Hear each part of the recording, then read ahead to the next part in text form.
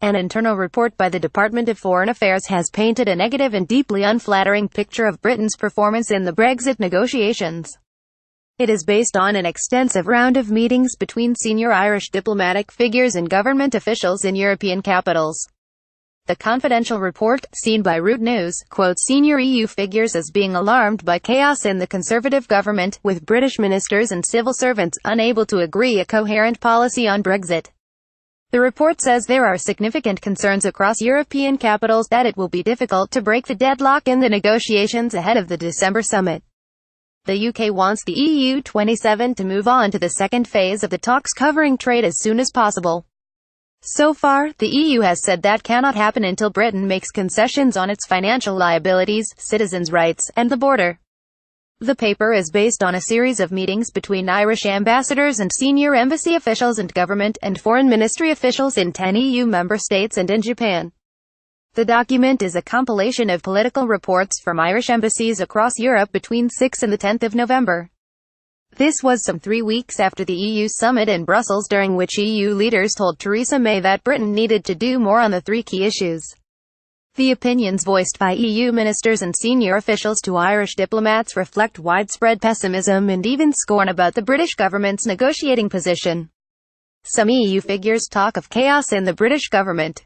The report reveals that at a meeting between David Davis, Britain's Brexit secretary, and two French ministers, Mr. Davis barely mentioned Brexit.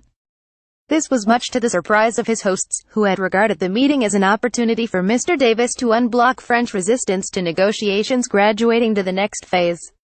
During a meeting in Luxembourg, the British judge in the European Court of Justice bemoaned the quality of politicians in Westminster. Ian Forrester wondered if the British public might view Brexit as a great mistake when they realised what leaving the EU entailed. A minister in the Czech government told his Irish interlocutors that Britain's Foreign Secretary Boris Johnson was unimpressive, but that at least he had avoided any gaffes during a visit in September. Czech Deputy Minister for Foreign Affairs Jakub Der told officials he felt sorry for British ambassadors around the EU trying to communicate a coherent message when there is political confusion at home. Read more: The Brexit veto, how and why Ireland raised the stakes. UK must deliver progress on Brexit issues overall. The various ministries across the EU expressed doubt that Britain would be permitted to move to the second phase of talks unless it brought forward solutions to the issue of the UK's financial liabilities on leaving the EU. Most officials and ministers noted that the EU remained united at 27, and that Michel Barnier, the EU's chief negotiator, had appeared far from optimistic that a breakthrough would happen at the December summit. Some senior figures warned about Britain crashing out of the EU without agreement. At a meeting in Rome, the Italian Minister for Economic Development Carlo Calenda said a no-deal scenario could cost Italian businesses €4.5 billion. Several member states expressed concern about the border and sought information from Irish officials about the kinds of solutions that might be required. According to the report, the Greek ambassador for EU affairs at the Foreign Ministry in Athens, Ioannis Metaxas, said he was preoccupied with Brexit, which would cause big problems for Ireland, Belgium, the Netherlands and Denmark. He was keen to know what the solutions would be in terms of managing both migratory and customs flows between the North and South. At a meeting in Japan in September between the Vice Minister of Economy, Trade and Industry and Taoiseach Francis Fitzgerald, the report states that the Taoiseach took every opportunity to make the case for Ireland as the ideal post-Brexit solution for Japanese companies considering investment or expansion in the EU. On the 7th of November, Irish embassy officials in Paris met Gaël Vayssière, the head of cabinet of the French Minister for European Affairs, who was keen to learn how Irish issues would be dealt with in the coming weeks during the negotiations. The paper reported that Mr. Vayssière had picked up remarks by the former head of the World Trade Organization Pascal Lamy that Northern Ireland could become like Hong Kong, a special autonomous zone within the EU. Mr. Vayssière is also reported as saying that unless the UK brought forward some solutions to the financial settlement, there could not be a positive outcome in December. The paper adds he was very negative about the possibility of this happening and about the level of engagement by the UK.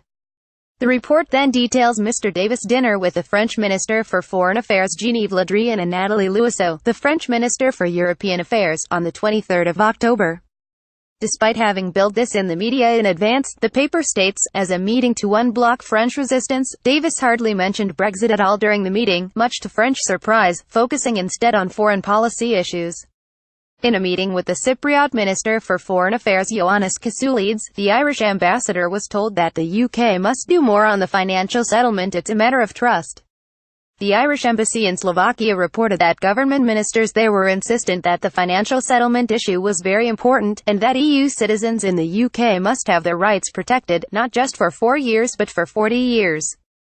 A similar picture emerged in Latvia, where senior government officials said UK ministers had made a poor impression on their rounds of capitals, and Latvia is pessimistic with regards to reaching an agreement in December.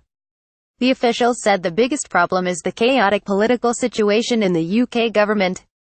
Equally damning were the reported comments of the UK's member of the European Court of Justice in Luxembourg, Judge Ian Forrester.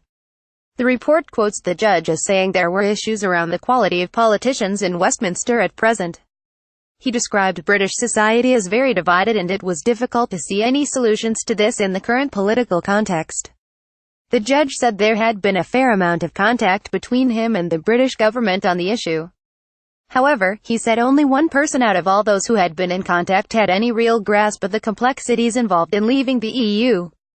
Judge Forrester was then quoted as saying this process is going to go on for some time, and his hope was that it would gradually dawn on people what leaving actually entailed, that there might be a slow realization. Swedish Minister for Trade Ann Linde told Irish officials that no country, either inside or outside the EU, should be worse off because of Brexit. Sweden was in agreement with Mr. Barnier, and the EU should have a coordinated and coherent voice. Although Ms. Linde said she was optimistic about a good outcome in December, the UK would have to provide clarity on the financial settlement.